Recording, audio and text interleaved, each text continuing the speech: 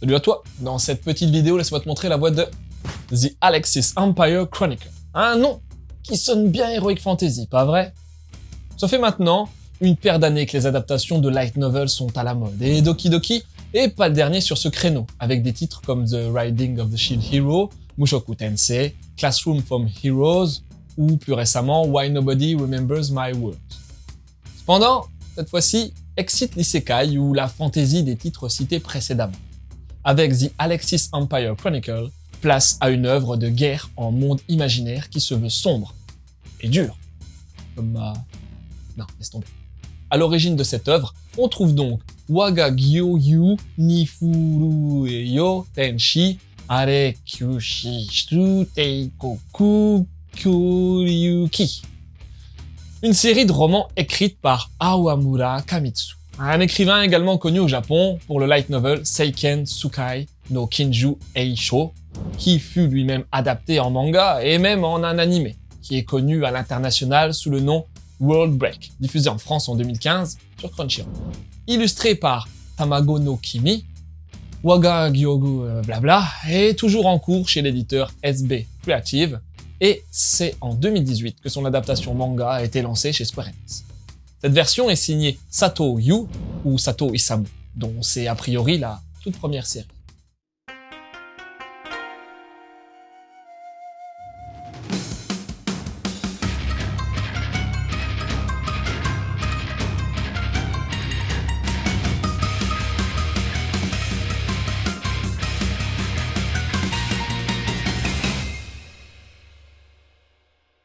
Le moins que l'on puisse dire est que l'œuvre nous plonge d'emblée dans un contexte sombre et brutal, où ça tranche sec.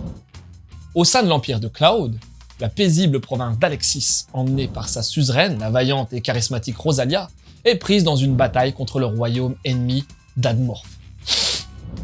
Le rapport de force entre les troupes des deux camps semble largement jouer en défaveur d'Alexis, mais la province compte dans ses troupes des combattants d'excellente facture, en tête desquels Rosalia qui, forte de son expérience et de son leadership, sait toujours motiver son camp. Et parmi les plus proches guerrières de cette femme se trouve Léonate, son propre neveu, enfant bâtard de l'empereur qui fut répudié et chassé, et qu'elle a recueilli en lui offrant en Alexis un territoire idéal pour être heureux. Et c'est bien pour ça que ce jeune garçon est lui-même déterminé à protéger la province qu'il chérit, ses habitants si accueillants et, bien sûr, sa précieuse Tata. Hélas, tout le monde au sein de Cloud ne semble pas l'entendre de cette oreille. L'empereur n'est plus qu'un pantin entre les mains de ceux qui gouvernent réellement, à savoir les nobles et plus particulièrement les 4 patriarches, des riches qui se fichent bien de ce qui peut se passer tant que ça ne touche pas leurs privilèges. Sur ces terres corrompues, le sort d'Alexis semble bien scellé de manière tragique. Mais cela pourrait également bien signer l'avènement d'un jeune garçon avide de vengeance, voué à, peut-être, devenir un héros et à rétablir la justice dans l'Empire.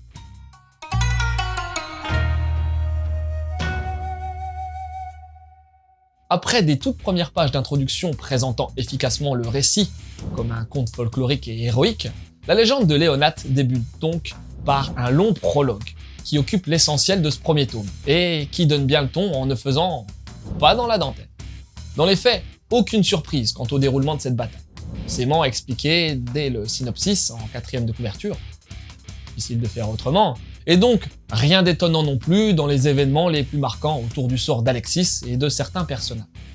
Cependant, cette longue introduction est essentielle pour de nombreuses choses.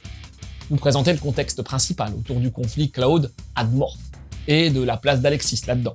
Expliquer vite, la situation familiale de Léonate, ainsi que le refuge accueillant qu'il a pu trouver auprès de Rosalia à Alexis. Évoquer la pourriture qui gangrène l'Empire, à cause notamment des nobles.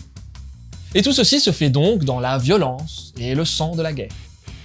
Et à ce titre, l'œuvre n'épargne rien. Dans le fond, certaines stratégies de guerre se veulent particulièrement rudes dans leur réalisme, avec des troupes réellement poussées dans leurs dernières limites. On pense notamment à la manière dont les soldats se retrouvent totalement affamés, au point de perdre pied, de devoir dévorer leurs précieuses montures, et de ne pas être loin de céder au cannibalisme. Et dans la forme, Sato Yu ne prend pas de pincettes et offre pas mal de scènes sans concession, avec membres tranchés et sang qui coule à flot. Bienvenue dans la réalité d'un conflit on ne peut plus cru. Mais au-delà d'une violence efficace, tant elle sert bien l'aspect sombre et dur du récit, le dessinateur impressionne surtout par la densité de son coup de crayon, réellement impressionnant, surtout pour une première série.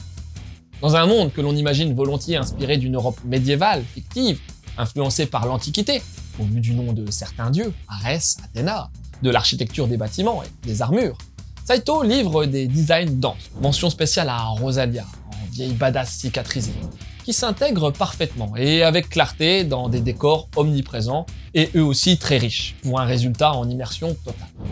La mise en scène se veut souvent pleine d'impact. Il y a un fort désir d'apporter de la profondeur dans les plans et tout ceci est accentué par un très bon travail d'ancrage et de travail. Après cette phase d'introduction de plus de 160 pages, peut alors commencer l'histoire à proprement parler, à savoir la naissance d'un héros folklorique, Léonath, déterminé avant tout à récupérer Alexis, ce qui l'amènera forcément à affronter tout ce qui détruit l'Empire et probablement les pays ennemis comme Admorph. Deuxième fois. Il pourra évidemment compter sur des soutiens importants comme ses plus loyaux sujets et la jolie Sheila, de stratégie acérée. Et tout commence ici par le besoin d'éliminer les troupes de brigands sévissant dans tout le pays et dont les nobles se fichent royalement, quand bien même cela mettrait le peuple en péril.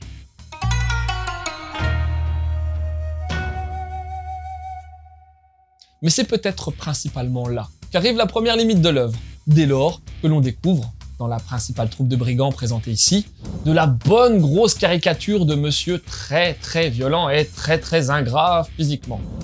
Il sera possible de trouver que Sato en fait un peu trop, mais il reste que c'est aussi l'une des atroces réalités d'un pays en train de sombrer.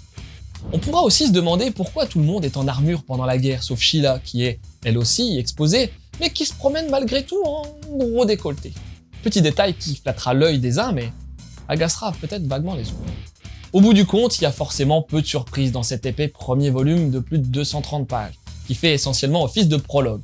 Mais on peut dire que Sato Yu et Awamura Akamitsu nous immergent à merveille dans un récit sombre, et sans doute voué à être épique, grâce à un contexte bien posé, à un ton dur, sans la moindre concession, et à une impressionnante densité visuelle. Quant à l'édition, elle jouit d'une traduction très efficace de Frédéric Mallet, d'un lettrage soigné du studio Charon, d'une première page en couleur appréciable et d'une excellente qualité d'impression sur un papier parfois très légèrement transparent, mais bien épais.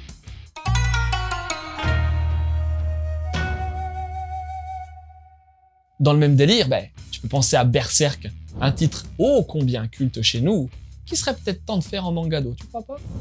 Ensuite, il y a Hawkwood. En fait, c'est pas moi qui le conseille, mais plutôt Doki Doki, puisque tu trouveras une page de pub de Hawkwood dans le volume 1 de The Alexis. Ça parle de quoi? De la guerre de 100 ans. Et pour finir, Rosoku Hime, Princesse Kendo, que j'ai eu l'opportunité de lire et de chroniquer il y a quelques temps. Un très bon titre moyenâgeux, et pour plus d'infos, il y a Mangado. Voilà, c'était Lou, j'espère que cette petite chronique t'aura donné envie de lire The Alexis Empire Chronicle. Je te laisse et continue de suivre la voie du manga.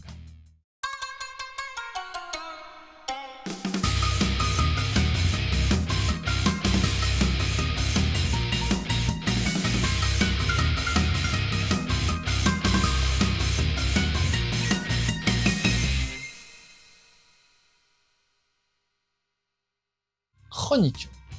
Traduction en français, chronique.